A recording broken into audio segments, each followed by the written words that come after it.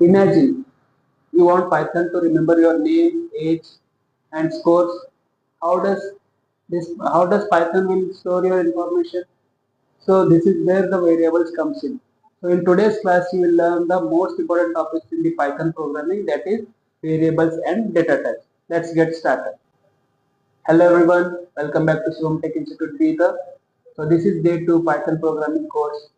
So if you haven't watched the day 1, so I recommend you to watch the day 1 video. So in that video we have installed a Python and we have wrote our first program. So what is variable? Variable is like a container which stores information. For example, think it of a labeled box.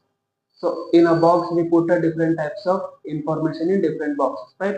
For example, you can see I have taken an example. Name is equal to Shivam and age is equal to 99. So this will give us the output as a Shivam and 29, right? So here in this example, the name will store a text, age will store a number, and equal to sign.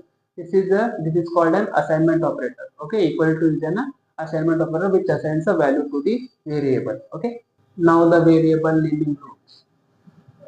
So the variable name can contain numbers, text, and a underscore. So it cannot start with a number, and also the variable name should not contain any spaces. So you can give any meaningful variable name like student name, total marks. So these are the naming rule for the variable names. Okay. So now data types in Python. So Python supports different types of data.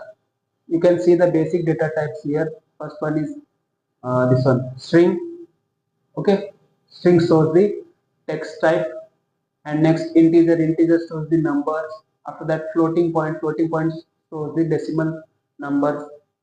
Either it may be a positive or negative, it will show. And the next one is boolean. So booleans are these stores true or false. Okay. Now checking data type. How will you check the type of a data? So for that we use the type function. So with the use of type function we can identify the type of data which is present in this program, right? So you can see this example here. So here you can see we are using the type function to identify the data type. So let us see this with the real life example. So I am writing this one real life example here. Okay.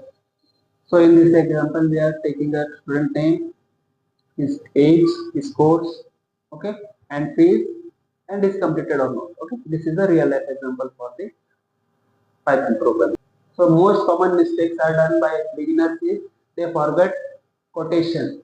So while creating a string type variable, they forgot to add a quotation. Why? Because the Python will not understand whether it is a plain text or it is a variable.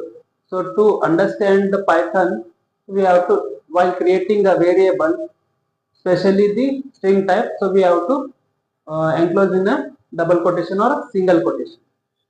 Now I want you to pause this video here and please create these variables so that you can be sure that you are able to create a variable. So today's homework is to create a variable for storing your name, your father's name, your mother's name, your address, your college name, your mobile number. So this will be the homework for today's lesson.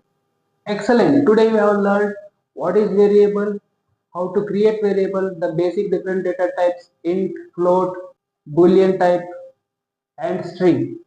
Right? How to use type function. So in day 3 you will learn the user input and type conversion. So in day 3 you will learn user input and type conversion.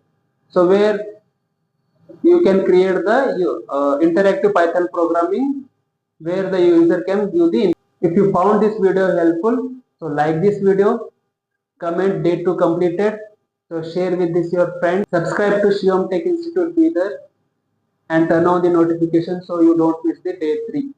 Thank you for watching. Happy coding.